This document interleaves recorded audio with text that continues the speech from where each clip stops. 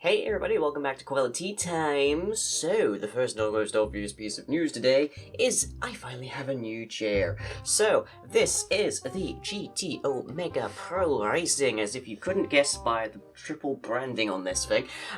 It features lovely adjustable cushions at the back here, including this very comfy headrest. It also features luxury leather upholstery, which is listed as leather on Amazon and synthetic leather on the actual main website of GT Omega, but basically it's leather. But it is very comfy and it's very plush. It's got lovely foam inside of it.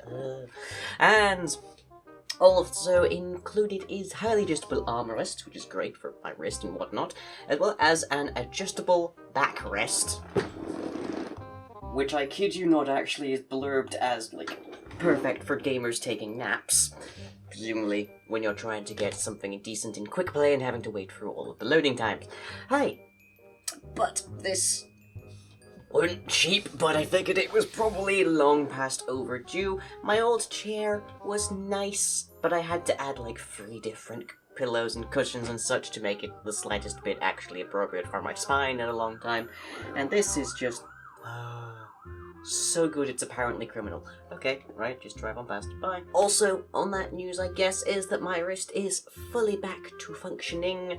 I'm not wearing the actual, like, big black wrist brace as much these past couple of days, and it's been kind of pretty much fine, actually.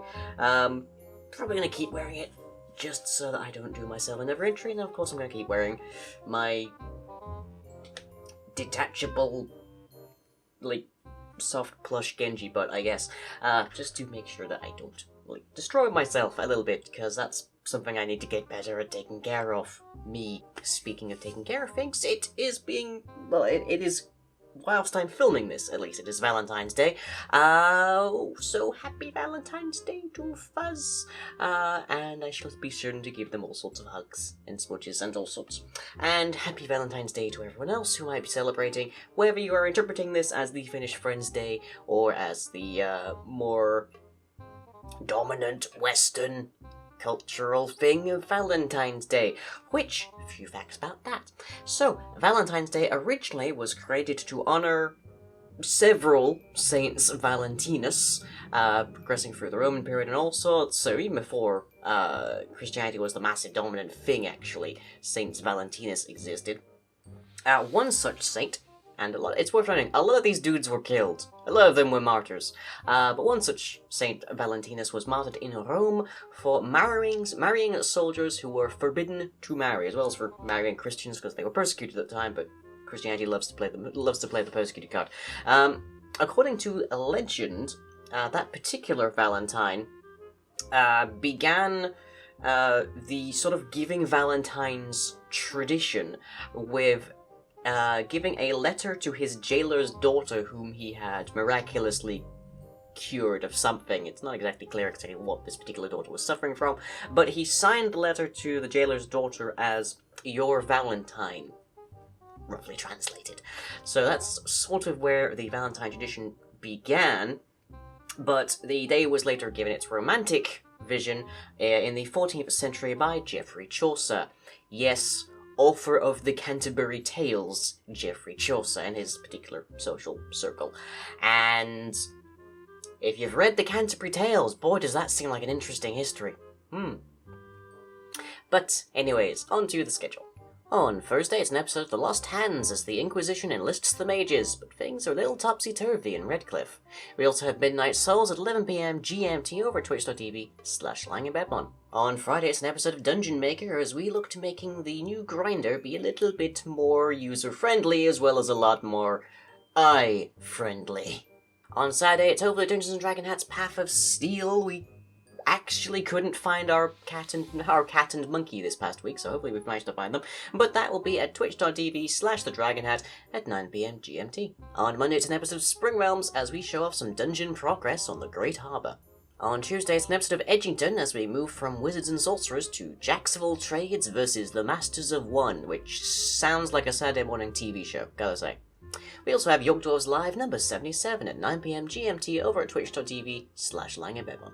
Lastly for the week, on Wednesday, it is Mating Do, as we continue our little piece here of a frustrating conversation as frustrations reach a tipping point. But which way will they tip?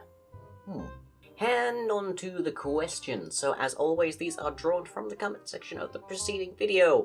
So if you have anything you'd like to ask me, drop it down below. We'll see if it gets answered. Our first question of the week comes from Dylan Johnston. Would you be interested in playing more horror-based games like Alien Isolation this year? Oh, absolutely. So much. The trouble is finding good horror games. But if I can fit them into my schedule, I'd really like to be doing like 2 or 3 maybe around the time of Halloween. And I have some plans to drag a certain someone into a streaming schedule if we can manage that. We'll see. Forbidden Smile asks, does the witch have any other fears apart from water? It's a tricky one. The main thing that gives the witch their fear of water is being stuck in the well for decades, which we'd also expect would give them some sense of a fear of the dark, as well as a fear of enclosed spaces. So you'd expect them to be claustrophobic a little bit, as well as would this be noctophobic? I'm not sure. But they actually don't have more or less any fears at all right now. They experience fear. They very much understand the concept of fear. But the witch is broken. The witch is psychologically incredibly messed up. In part because of what they experienced in the well, in part because of the ritual that killed 135,000 people, and in part because of the manipulations of their essence and form that came after both. So the witch technically doesn't actually fear anything, but if you want to make them really goddamn uncomfortable, you start with water, which they can now walk on top of, so less of a concern for them these days. Marvelous Holt asks, who gives the best hug?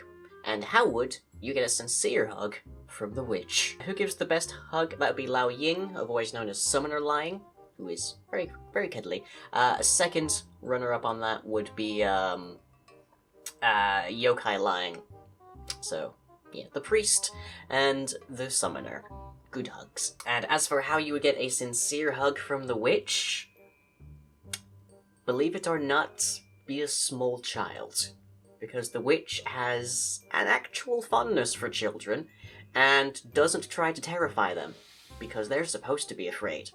They get very cross with people if they make children inappropriately so afraid.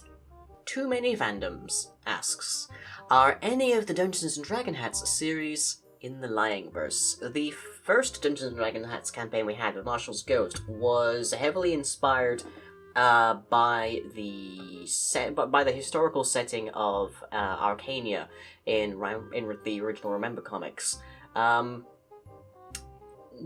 To date, not a single one has been in the Lyingverse, so there's no Lyings inside of it, although I guess I am technically the over-deity of all of them since I'm the DM, but who knows. Anyways, I'm going to lean back and take a nice nap in my new chair, and I shall catch you all next time.